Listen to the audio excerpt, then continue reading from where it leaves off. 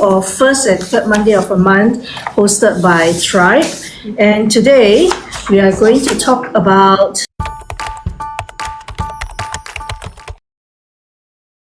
cultivating resilience. Just slipped my mind.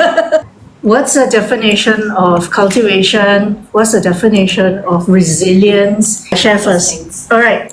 My style is that I like to break the words up and then dissect what the words means.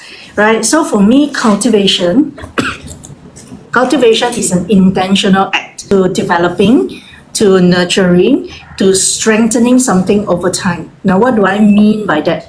Cultivation takes time, and cultivation is actually very purposeful and focused. Right? As we do that, we will, in the process, develop and nurture what is it that we are actually cultivating. And in doing so, we need this thing called resilience. And what does resilience mean? Resilience is the capacity to recover from setbacks, all right, and to adapt to changes and to keep moving forward. It is this inner, to me, it's a quiet motivation, quiet strength that allows us to actually continue with the journey of cultivation. So you need a lot of resilience, you need a lot of resources. So you need the mindset, right? The mindset and also the capacity to continue plowing. So the inner part is the why. Why I use the word why is because it has been actually, to me, overused. But this inner motivation comes from the thing that you are actually seeking. You're so curious, you're so investigating, you're so wanting to achieve and have a taste of it. And this will actually drive, regardless what actually motivates the drive behind it. It could be an emotion, it could be a purpose, it could be a meaning. Whatever that drives that, you realize that it is this thing that we actually resonate with, and usually it's very emotional. If you don't have a vested emotion in what you drive, you won't have this inner resilience or inner motivation, because resilience is about you need to continue to recover from setbacks. And when I say need, it's not after, it should be I want to recover from this setback. I really want to, because I want to have a taste of that and I want to achieve that. All right. Then with that, you will be flexible. You have this thing called behavioral flexibility, where you take whatever it takes to go and adapt with the change and keep moving forward, and that's resilience. Have you done whatever it takes to propel you forward? Have you done whatever it takes to exhaust what you have and exhaust all the ideas towards what you want to achieve? Have you done that? And cultivation allows us to bring in the connection between the mind and body, the spirit or the spiritual aspect of us, and who we are at any point in time.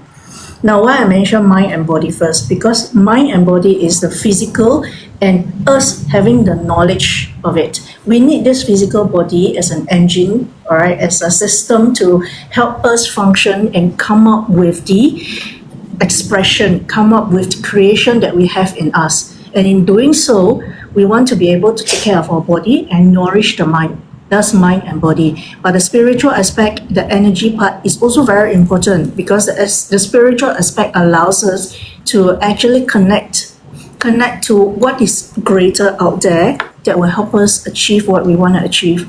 And in doing so, okay, as an independent person, mind, body itself, we are actually part of the entire ecosystem, and we can connect and be interdependent to each other spiritually.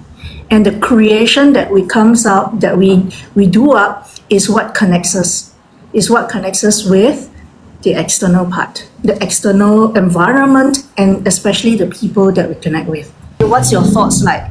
You shared, so I can remember about the part about reflect, about being flexible.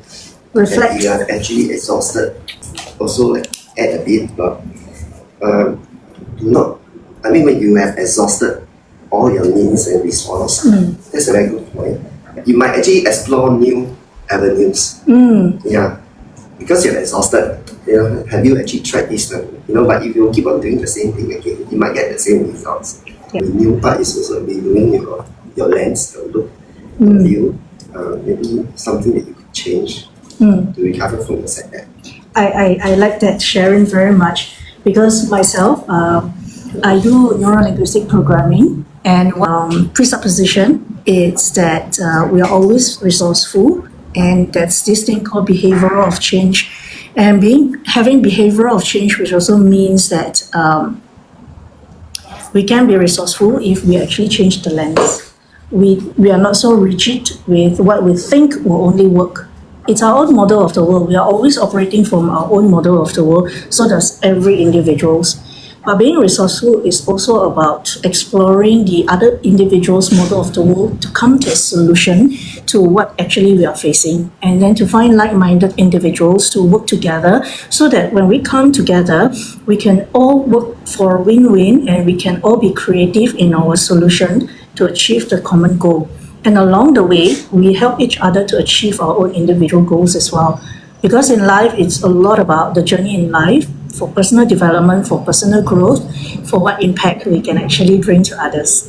So as we experience life, we define what is it we want to experience in life. And as we go through our life and experience life, who are the people we are going to impact? What values we want to bring to these individuals? Because it's about flow. Just now we mentioned mind, body, and we talk about the spiritual aspect of it, right? So when we actually have this connection, you realize that we are also talking about flow. So whatever that we take in, or whatever that we are being blessed with, we are being blessed with resources, we are being blessed with individuals to, like meeting you, Peter, and yourself, the gentleman. Stephen. Hi, Stephen, good morning. And then having Gerard and those in the group who are here together with us in the TikTok. All those individuals who come together, we have something in common, I'm sure of it, right? And then when we have this thing called, what is the common thing? What is it that we can come to creation? Because as we experience and as we invest our time and energy in this phase, right, what is it that we want to then do to benefit others? It has to be a flow. So spiritually, what is it that allows for this flow? It is our creation. It is what we actually benefit, the people that we want to benefit. Right? It could be a group of children, it could be a group of teenagers, it could be a group of adults, it could be a group of seniors, or a group of certain specific needs that they want, and we can actually bridge that one so that life become much more, conducive, much more supported. We are individuals who are independent and interdependent. We want to know as a unit ourselves, what is it that we can actually contribute, and how do we bridge that contribution? It is then through our creation. What we are doing right now is under the umbrella called Unleash Your Potential. And Unleash Your Potential is very broad. And unleashing what potential is very individual, it's very unique to each individual. So in doing so, we break it up by talking about certain topics every session. So we have this session every first and third Mondays of the month from these different thoughts, or even Stoicism. So they have a lot of psychology and philosophy behind it that we can actually learn to adapt these days.